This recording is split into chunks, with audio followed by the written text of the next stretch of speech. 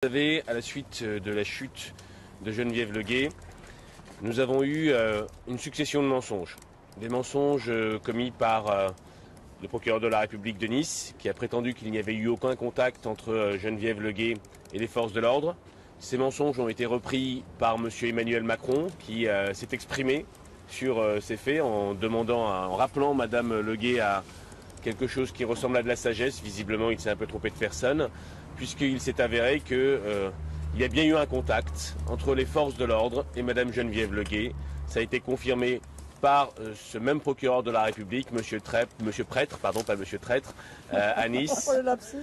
Excusez-moi pour le lapsus, qui a reconnu finalement qu'avec les mêmes éléments qu'au début de l'enquête, eh bien, ils ont réanalysé pixel par pixel les images pour dire que finalement c'était bien un fonctionnaire de police qui avait poussé Geneviève Leguet. Mais au-delà de ces faits que la justice de Nice essaye de circonscrire, c'est-à-dire de ne viser qu'un seul policier. Au-delà de ça, je vous rappelle que dès le départ, nous avions déposé une plainte au nom d'Attaque, mais également au nom des filles de Geneviève, pour des faits de violence commises par des personnes dépositaires de l'autorité publique en réunion, c'est-à-dire qu'il n'y avait pas qu'un seul policier qui était visé, mais l'intégralité des forces de l'ordre qui participaient à cette charge qui était disproportionnée. C'est ça la légalité de la charge, hein. Ce n'est pas parce qu'on est dans un endroit qui est interdit pour manifester qu'on doit être chargé. Ce n'est pas la proportion qui est requise par la loi. Dès lors, nous avons également visé toutes les personnes qui ont donné des ordres. Ces personnes qui ont donné des ordres, c'est notamment probablement ceux qui étaient en place sur notre dispositif. Je pense qu'il y aura pas mal d'informations qui vont être transmises dans les temps à venir sur ceux qui ont donné des instructions. Et nous aimerions savoir qui était dans la salle de contrôle de ces fameuses vidéosurveillance de Nice pour donner les instructions à M. Rabat-Souchi d'ordonner cette charge. Je pense que ça peut intéresser pas mal de vos confrères ainsi que vous de savoir qui était dans cette salle de contrôle de vidéosurveillance ce jour-là, au moment où l'ordre de bousculer Madame Geneviève Leguet a été donné. Aujourd'hui, le procureur de la République n'a fait ouvrir l'instruction que sur des violences concernant un seul fonctionnaire de police. Nous allons redéposer des plaintes, cette fois au nom de Geneviève Leguet, visant toujours l'intégralité des forces de l'ordre qui étaient présentes, mais également ceux qui ont donné des ordres. Qui peut donner des ordres en maintien de l'ordre? Bien évidemment les supérieurs qui sont dans la salle de contrôle, mais également éventuellement le préfet des Alpes-Maritimes. Comme vous le savez, et fort opportunément, monsieur le préfet des Alpes-Maritimes a été muté en Seine-Saint-Denis peu de temps après les faits. Il y a d'autres personnes qui ne devraient plus être en fonction aujourd'hui à notre sens. Nous pensons bien évidemment à monsieur le procureur de la République qui a donné des versions différentes successivement avec les mêmes éléments dans le dossier. Mais nous pensons également à celui qui a donné l'ordre de charge, M. Souchi. Et nous pensons bien évidemment à la directrice d'enquête qui se trouve être, selon la presse et notamment selon Mediapart, la conjointe de M. Souchi.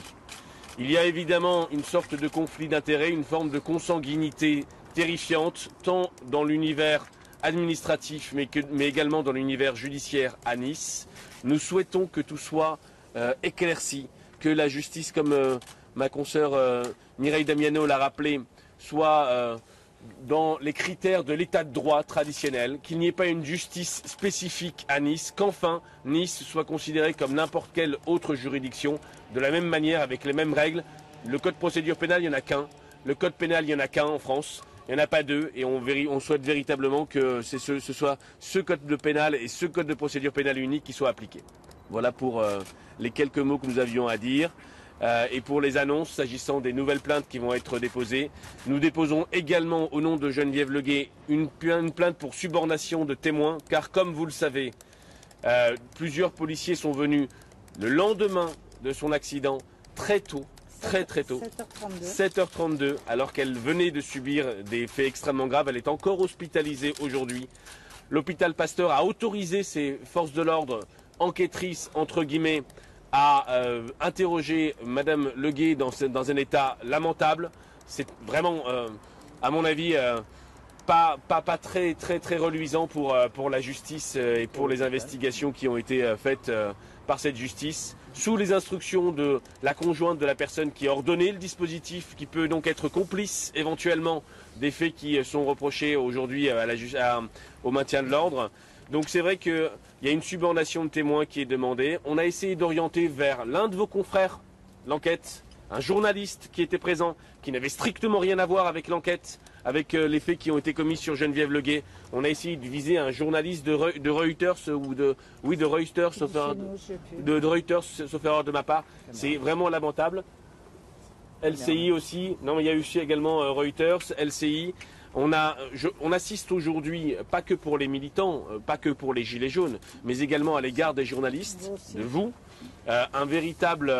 une véritable passe d'armes où l'on violente et on blesse des journalistes dans les manifestations, où on interpelle des journalistes, et je pense notamment à Gaspard Glantz, où on essaye de viser, comme c'est le cas de cette affaire, des journalistes en essayant d'orienter une enquête et des infractions pénales sur ces journalistes. Il y a quelque chose qui se passe en France, à Nice plus particulièrement, qui est extrêmement regrettable. Ce sont les journalistes qui sont visés, ce sont les manifestants qui sont visés. Il y a un moment où cette enquête-là, l'enquête de Geneviève Leguet, doit permettre de faire la lumière sur beaucoup de choses qui est en train de se passer en France.